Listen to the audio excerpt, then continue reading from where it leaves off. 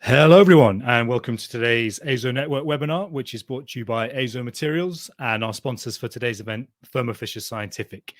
Today's webinar is titled Determination of Measurement Uncertainty of Spark OES Made Easy, and a big thank you to the team at Thermo for making this event possible. Now, before we get started, we have a few points about how to get the most out of your experience today. Firstly, the event is being recorded, and we will be sharing the on-demand link with you within the next 24 hours. So if you enjoy what you see, or you have a colleague or peer who might also benefit from seeing the content, then please consider sharing with them internally or via your social media channel of choice. We'll be running a couple of audience polls today and an end of webinar survey, so please do share your thoughts and feedback when these appear on your screen. If you happen to experience any technical issues, then they're normally resolved by refreshing your browser. But if this doesn't work, then send a message using the Q&A box and our back-end team will get you back up and running as soon as possible. Now, today's webinar will run as two parts. First, we are joined by Wilhelm Sanders, Product Manager of Spark OES at Thermo Fisher Scientific, and Thomas Assam, Managing Director at TAS GmbH. They'll start the webinar in a moment with a 30-minute presentation before we open the floor up for a Q&A. So if you have any questions that come to mind during the event, then use the Q&A box on your right-hand side to send those in, and we'll get to as many as we can during the Q&A session following the presentation. A quick note that if you are watching this on demand, then you'll find the Q&A box on the bottom right of your screen, and you'll receive an answer to your question via email. Any questions we don't get to today, we'll follow up with in due course. Now I'm delighted to welcome Wilhelm to get things started. Wilhelm, over to you whenever you're ready. Well, thank you, Danny, for this introduction. And hello and welcome again to our today's webinar about the estimation of measurement uncertainties, focusing on Spark OES. My name is Wilhelm Sanders, and I'm the product manager for Spark optical emission spectrometers at Thermo Fisher Scientific. Besides me, main contributors to this webinar are Thomas Assam and Ulrike Corradi from TAS GmbH, a company which is accredited for OES in Germany and which have a lot of experience in the field of supporting on this topic and supporting companies using OES for audits. Since the determination of the uncertainty of measurements is not a quite easy task when it comes to the elemental analysis with Spark OES, today we like to present you some ways how to tackle this complicated task. But first, I like to give you a short overview about the content. First, I will talk about the motivation, norms, standards, and regulations applicable. Then I will give an introduction to the definition of the measurement uncertainty, possible sources, external influencers, and from the instrument itself. Then I will turn over to Thomas from TAS GmbH. He will talk about reference materials, calibration certificates, and one way to determine the uncertainty of measurement using the top-down method. He will also give some application examples, and then I will talk about the method within the OXA software, which is with the Thermo Fisher Scientific spectrometers as an operation system, which is the bottom-up method, where the uncertainty of measurements can be directly, seamlessly shown with the results. And then I will also show you some examples and will give an introduction on which instruments this software feature can be used. On this slide, we summarize some important standards, guidelines, and norms which are referring in one or the other way to the measurement of uncertainties. Compliance with DIN EN ISO 17025 has elevated the importance of estimating and reporting measurement uncertainty. DIN EN ISO 17025 says that for each measurement result, the measurement uncertainty must be calculated. Very important to know here, current standards as 17025 are considered as the state of the art. In case of a doubt, for example, taken to court, compliance with the specifications of the standard is demanded and mandatory and cause you a lot of trouble. The Guide to the Expression of Uncertainty in Measurement GUM provides guidelines for conducting an uncertainty analysis.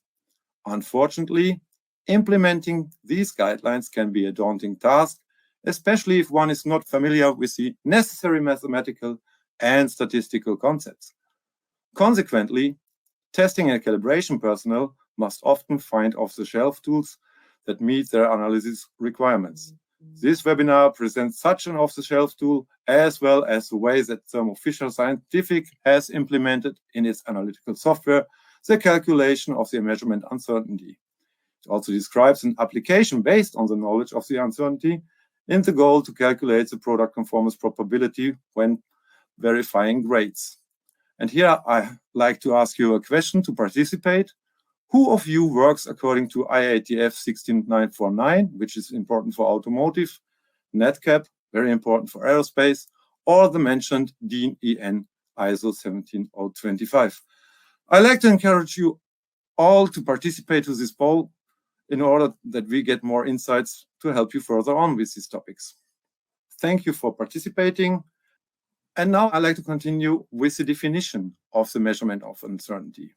According to GAM, the Guide to the Expression of Uncertainty of Measurement, and the WIM, the International Vocabulary of Metrology, the uncertainty of measurement is a parameter associated with the result of a measurement that characterizes the dispersion of the values that could reasonably be attributed to the measurand.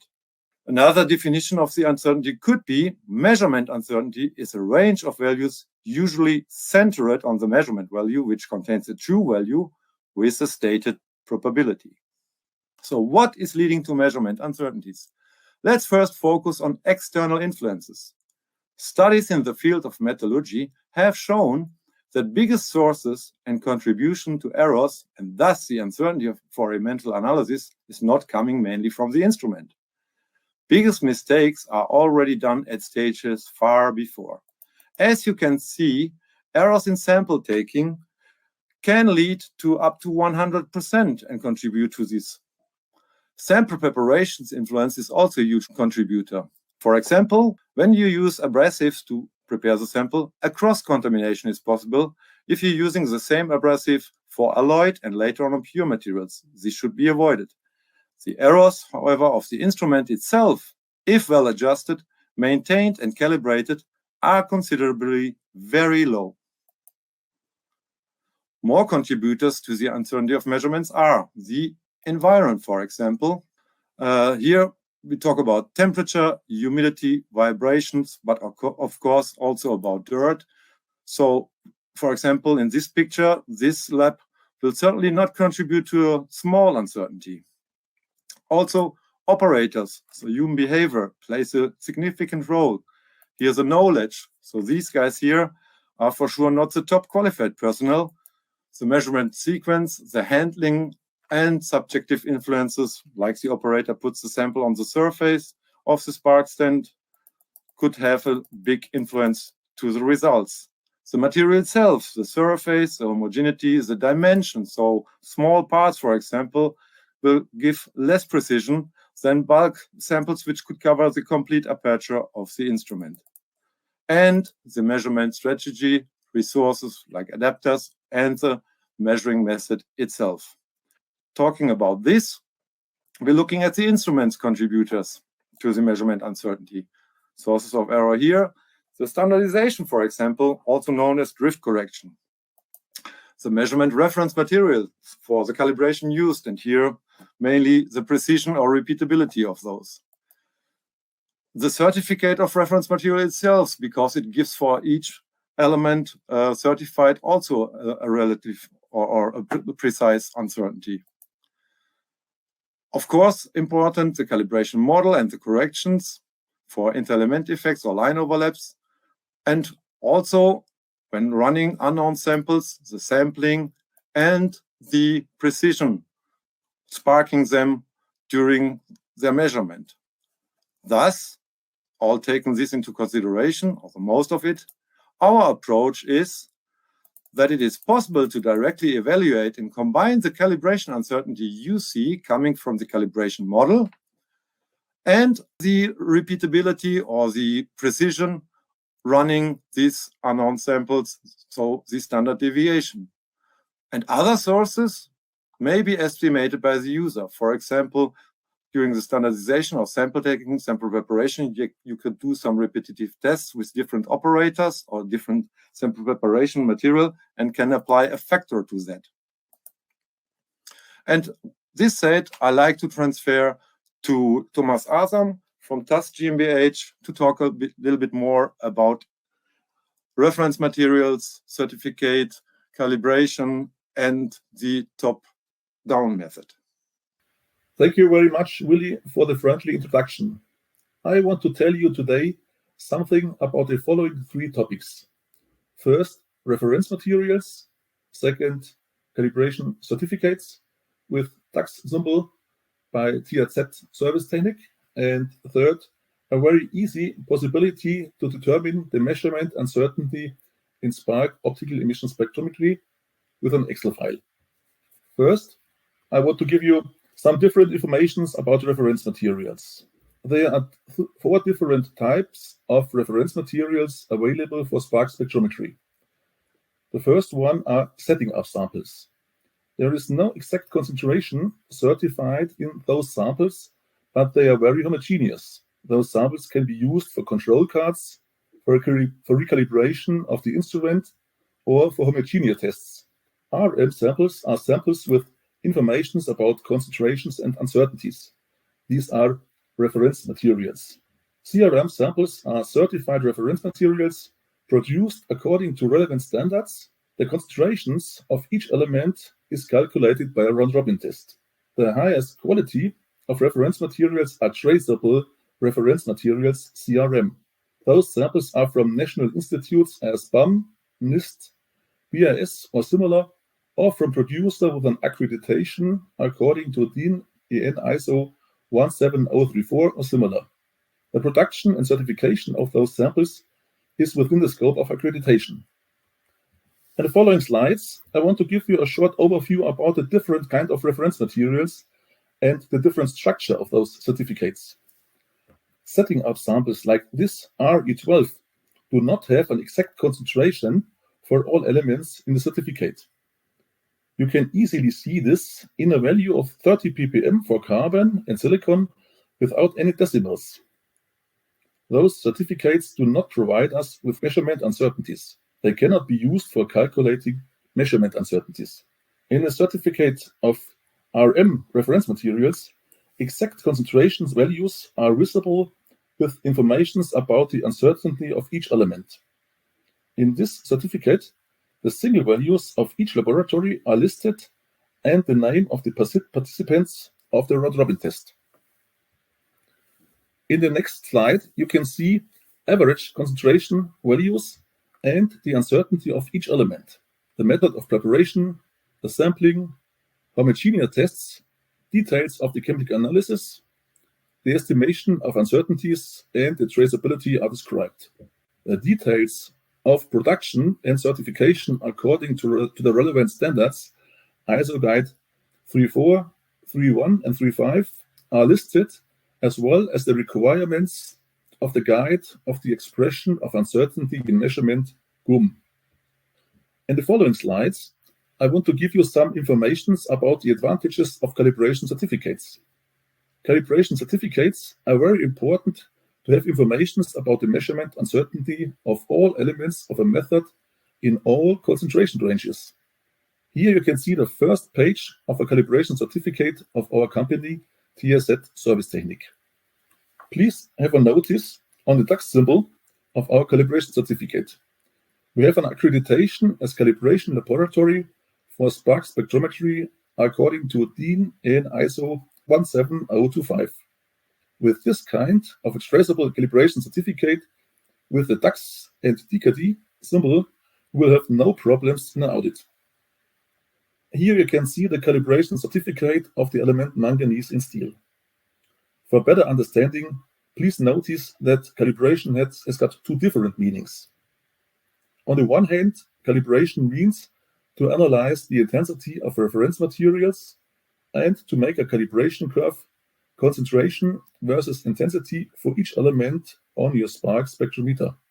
On the other hand, calibration means in our case to analyze certified traceable reference materials and to compare the results from each element of each sample from the certificate of the sample to be analyzed concentration of the element of the sample.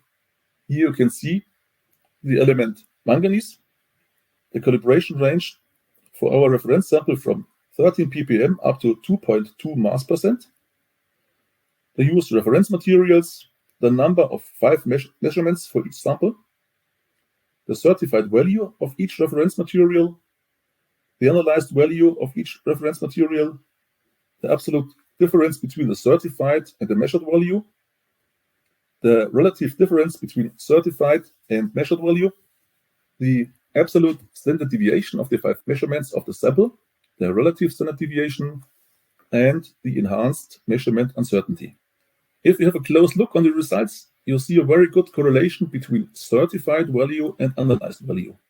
If your spectrometer has an interference or a matrix effect, this can easily be seen on the diagram certified mass concentration versus analyzed mass concentration. In this case, one or more of the samples don't fit very well to the curve.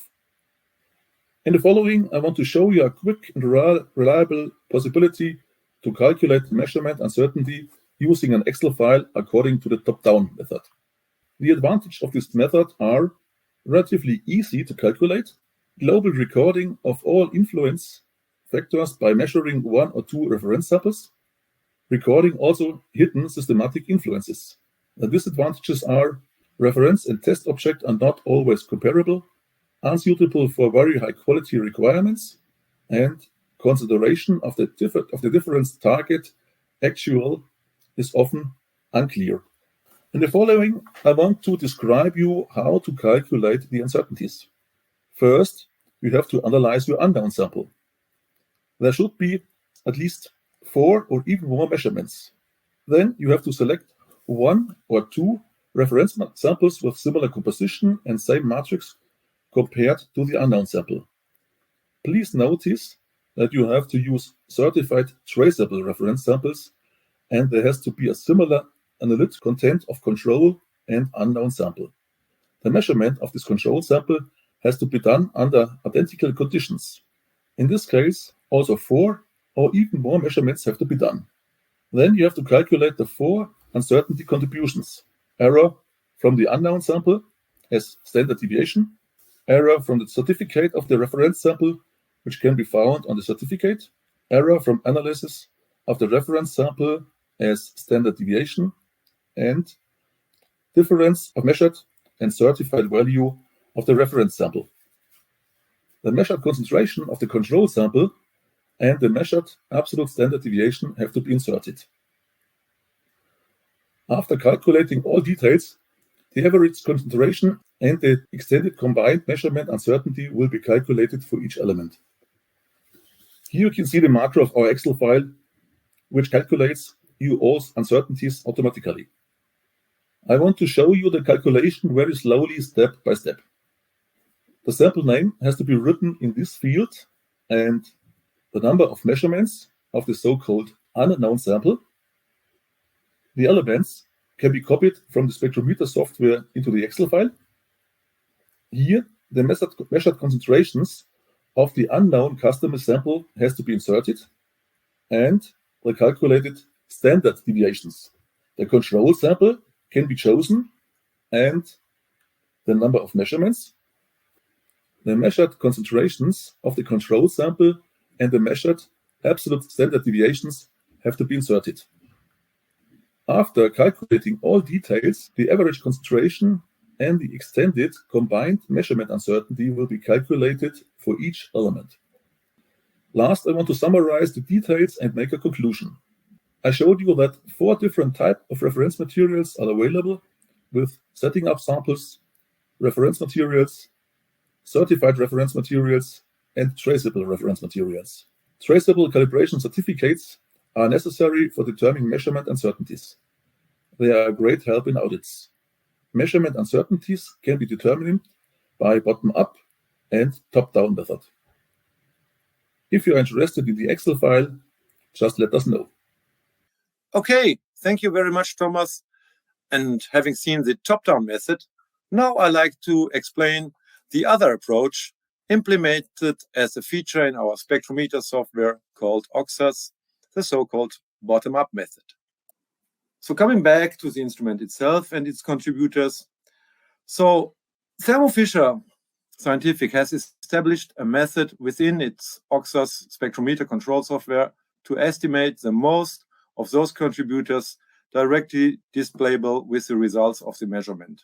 Please note that it requires a minimum of at least 2 measurements to display the uncertainty because it will need the standard deviation as a parameter.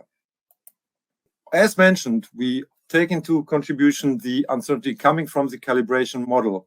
And what we see here is an example for a calibration curve for element carbon in low alloy steel. This is just a zoom in into the calibration. And each point you see here is a so-called certified reference material to calculate versus the intensity we record during the calibration of the instrument. So the signal reading on the detectors versus the known certified mass percent of the material of those CRMs. What we record here is, or what we know is, on this y-axis, the uncertainty coming from the certificate of the CRM itself, as shown by Thomas' presentation about certified reference material. And what we record during the sparking of the samples is also the precision or repeatability of the intensities, and this is giving this variation here. And together it builds a kind of uncertainty cloud for each sample, and this we all record and displayed by these rectangulars. And this enables us to calculate the confidence interval of the correlation curve. The correlation curve, however, is linear and independent from the calibration model. Please note that explaining this approach in detail, in mathematical details, is really too time-consuming, and to present this in this webinar, it's also maybe boring for you. So we have this approach to calculate the uncertainty out of the multi-regression model, and also we can, when we spark these unknown samples, the repeatability, the standard deviation, shown here. And out of this combination, we can calculate the combined uncertainty using this uncertainty coming from the calibration model combined with the precision from the unknown sample. I can show this in an example on the next slide. Okay, we have an example here, sparking 304L, very well-known stainless steel grade. What we see here is all the elements we analyzed with the OES. We have done 4 individual runs, so you see all the results here. Then we see here the lower limit and the higher limit of this specification, and in the middle we see the average. We also see the absolute standard deviation and the relatively standard deviation. And here we see plotted directly with those results the uncertainty calculated from the combination of the standard deviation and coming from the calculation of the regression curve. An additional parameter plotted here is the probability, which refers to the grade verification. I will come back a little bit later on to this. In this case, it's 100% because the found analysis average is right in the middle of and matching the grade specifications. Another examples I have for a non-grade, this is a kind of controlled samples to check the spectrometer's accuracy, for example. Again, we have 6 burns here, the average, standard deviation, absolute and relative, and also the uncertainty of measurements. And here I like also already summarize the advantages of this method. So the user doesn't need to have any statistical skills. So it's very easy. It's plotted directly with the analysis and the average, seamless directly without any additional effort measuring additional samples compared to the top-down method. It contains also the sample information and information about the homogeneity. It can be activated or not. If you don't need it, you can just in your format settings, you can switch off these parameters. And it can be further expanded by adding other sources of uncertainty. This is what I mentioned earlier in this presentation. You can, for example, do some experiments with all your operators or different sample preparation, run on different samples and calculate uncertainty factors outside the instrument's parameters, doing this as a pre-definition of those parameters, combining it with the instrument's parameters. And as mentioned before, besides of fulfilling the requirements of the DIN EN ISO 17025, another application where the uncertainty can be applied is the so-called product conformance. The conformance testing procedure used by OXAS is based on the technical report ASME B89.7.4.1 from 2005 and is still valid. This approach is applied in workpiece inspections, instrument verification, and general conformance tests where uncertain numerical test results are compared with specific requirements. So from chemical composition point of view, a given product for a set of given elements is considered compliant or conform to a specification. In our case here, it's a 304 grade to meet the specification limits. For a given element, the specification limits are defined by the upper limit TU and TL for the lower. And the measurement result is compliant to the specification, is expressed through the probability of conformance PC. And here you see directly where the uncertainty plays here a role.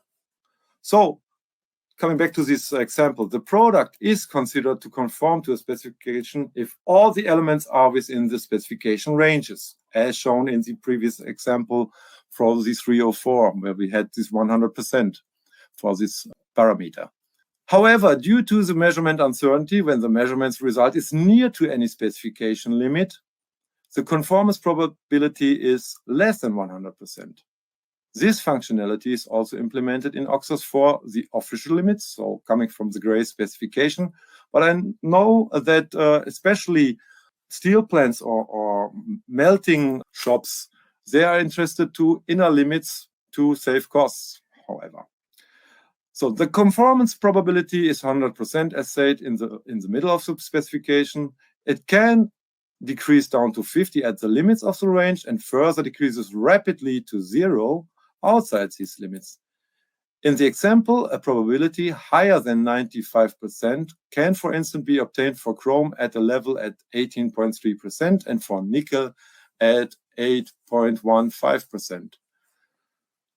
So this information is combined with the need to minimize costly alloying elements and assuring at the same time that the product is conform allows defining a safeguard limits for the product.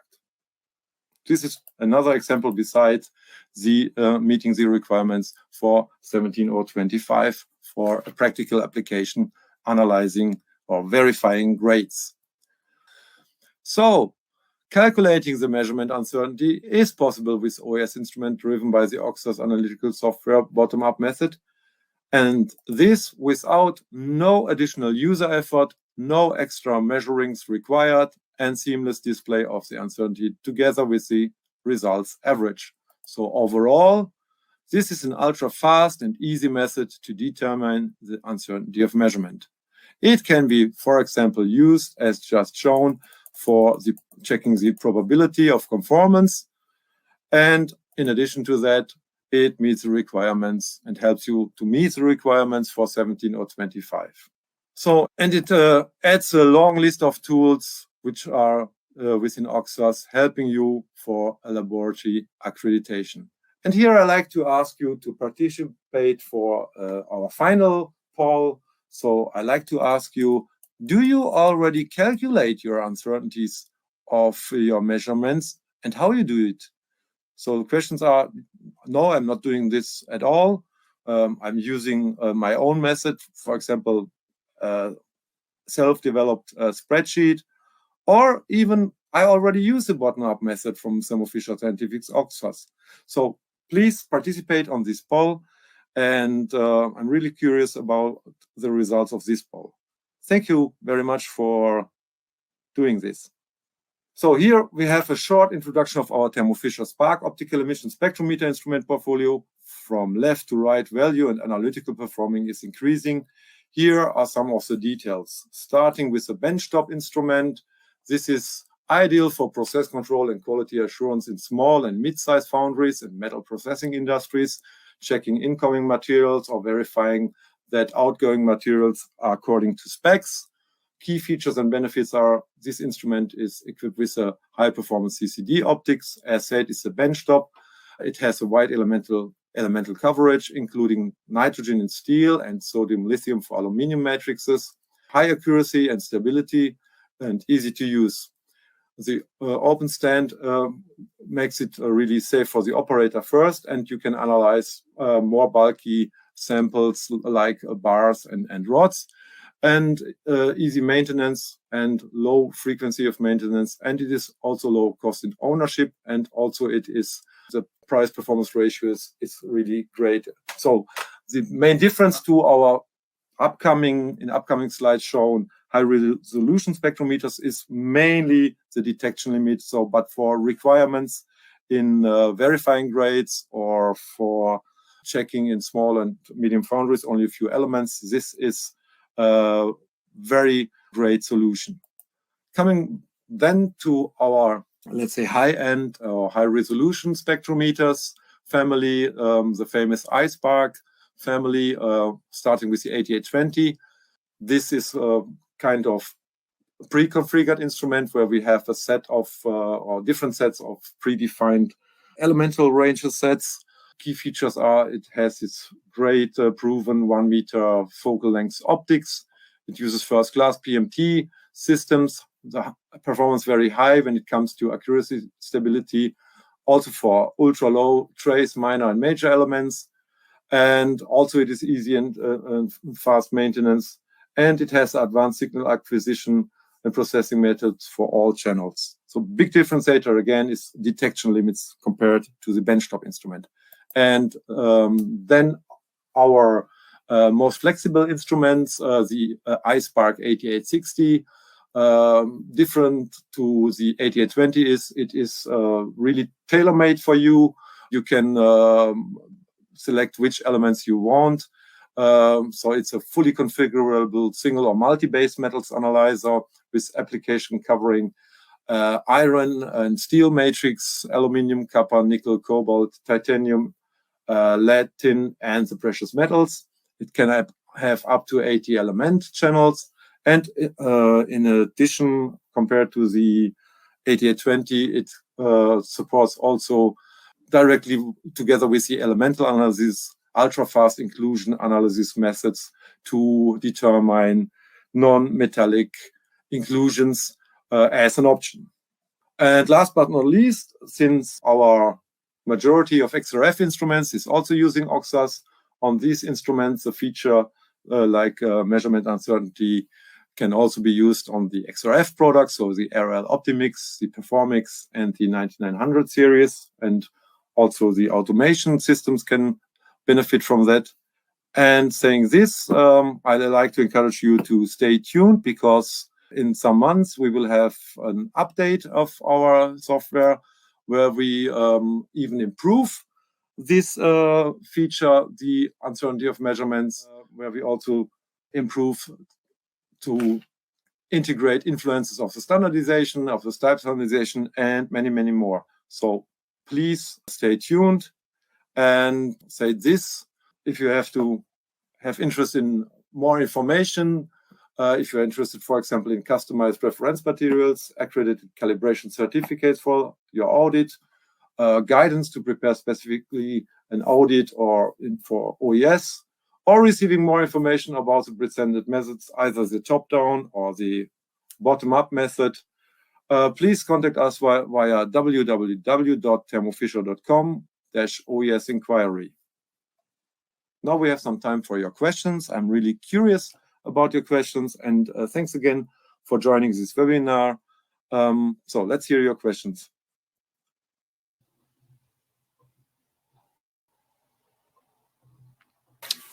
Right, thank you, Wilhelm. Thank you, Thomas. We are now going to move into the Q&A part of the webinar, and it's not too late to send your questions. If you have questions come to mind, then just jot those into the Q&A tab. And like I said at the start, we'll get to as many as we can, and any we don't get to in the next 10 or 15 minutes, we will follow up with via email in due course.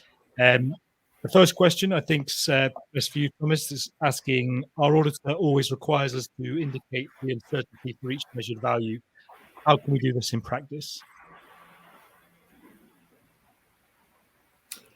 There are basically two possibilities. First, the measurement uncertainties can always be specified automatically in the Thermo software. Secondly, it is possible to indicate maximum possible matrix-independent process uncertainties by means of the determined results of traceable calibration certificates. Perfect. And then the next question, again, probably best for you, Thomas, is asking about the calibration certificates. They're saying we need calibration certificates with traceability for tie-base. Where can we get these? Our company, the TSZ Service Technique, is the only accredited calibration laboratory for Spark Spectrometry. Here you can get traceable calibration certificates for your Spark spectrometer for almost all matrices. All right, and then Wilhelm, I'll bring you in this question here. They're asking, I'm already using, or this person's already using a Spark OES from Thermo Fisher, and they are really interested in setting up the features that we discussed earlier. How do they go about setting this up? Oh, good to hear that first. Yeah, that's quite an easy task. It's first well described in our help function. If you struggle with that, please drop us an inquiry via the address we just posted, www.thermofisher.com/OES inquiry. It's only a few steps to do in OXAS. It's really quite easy to do. And if you struggle, I can prepare to send you a little guideline how to set it up. Quite easy task. Happy to help here. Wonderful. And then the next one, Thomas, again, they're asking to check the results. We need customer specific reference materials, but they have been produced according to DIN ISO 17034. Can you help us here? The production of certified control samples according to this standard it is very time consuming. In Germany, here's a company, Mr. Nell from SUS. They can produce reference materials, and our company can certify those samples according to this DIN EN ISO 17034. But it is very time consumable and very expensive, but it is possible, yes. Wonderful. And then the follow-up saying, what details about Spark Spectrometry must be taken into account in the audit, apart from the control cards?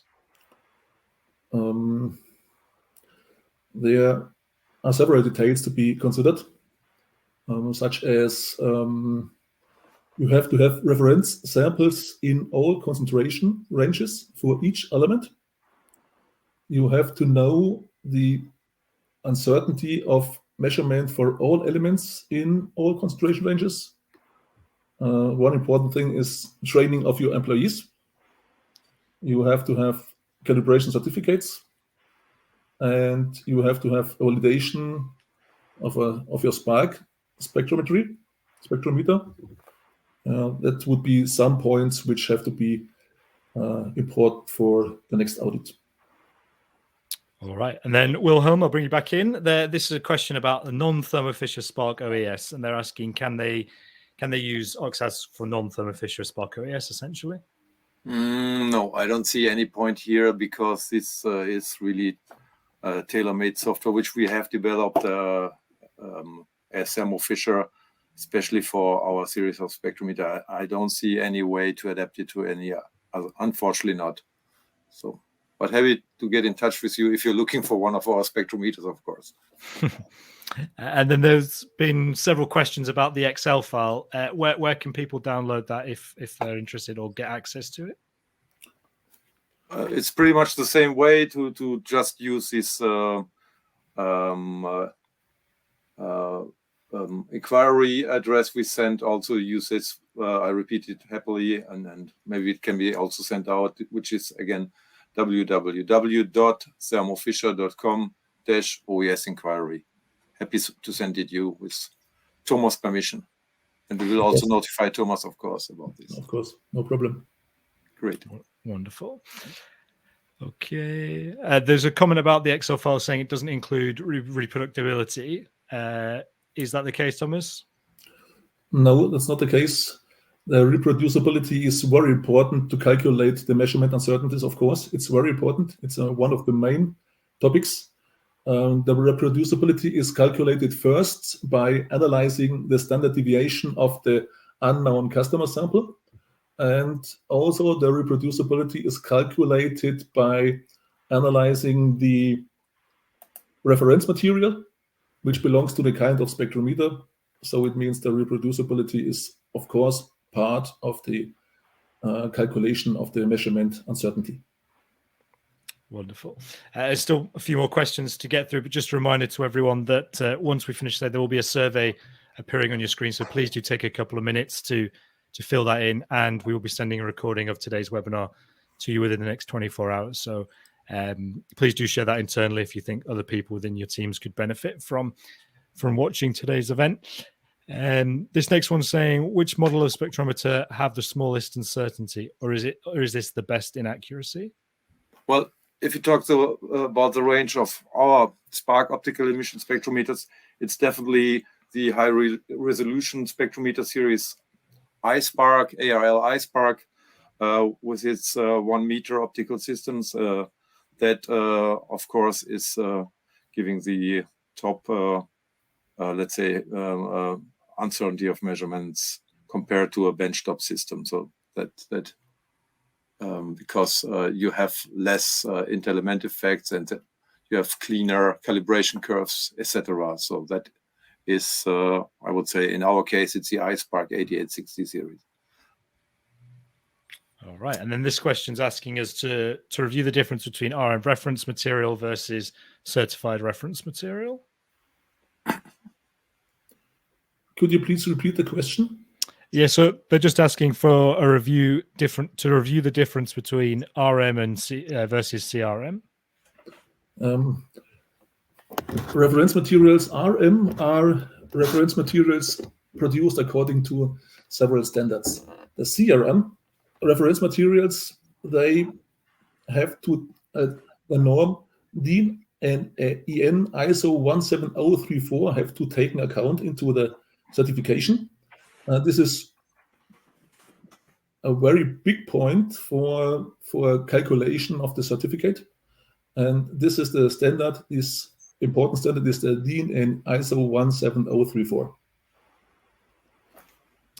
All right, and then I think this is the final question for now. So they're asking, to measure an unknown sample of example brass, how similar do the CRM sample need to be to the unknown sample?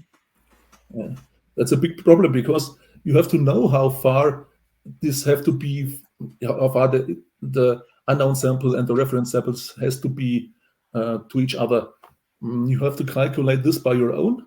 There should be no systematic effects which belong to the results. It's a little bit of a problem. Yes, of course, you have to know it by your own. Wonderful. I think that pretty much covers all the questions. Wilhelm, anything to add before we wrap things up? No, I'm happy that and grateful that you joined our little webinar about this important topic. I hope we have given you some ideas for an easy solution to tackle this complicated task. And I'm looking forward. If you have other questions, please let us know by email. Happy to support here. And thank you again for joining this webinar. We've had one final question just pop in, so we will tackle this before we wrap things up. They're asking, can you compare resolution with Spark OES and ICP for OES? That is not directly to answer, because it's different method first, and it depends on a lot of factors from the instrument itself, and that is. If you want to add something, Thomas, here. Yes. The results can be compared to each other. Yes, if you have a quite good instrument and a good operator, the results of ICP and OES are similar. In our case, we had participants in our rhodopsin tests of our reference materials, either ICP OES instruments and Spark instruments. And if you have good instruments and a good operator, the results are the same. And it depends, but also it depends from the matrix, the samples, etc. Right? Yes, of course. There are many points. Yeah. So that's to pay attention to. That's what I wanted to mention. It's not very one-to-one comparison here always possible. Yeah, good. Wonderful. Well, we'll wrap things up there. Wilhelm, Thomas, thank you very much for sharing your time and expertise with everyone today. A big thank you to the audience for tuning in. Like I mentioned, the survey will appear on your screen in just a moment, and you'll get the recording to today's webinar in your inboxes within the next 24 hours. So, yeah, do please share your feedback, and we wish you all a pleasant rest of the day. Thank you very much. Thanks again. Thank you very much. Bye-bye.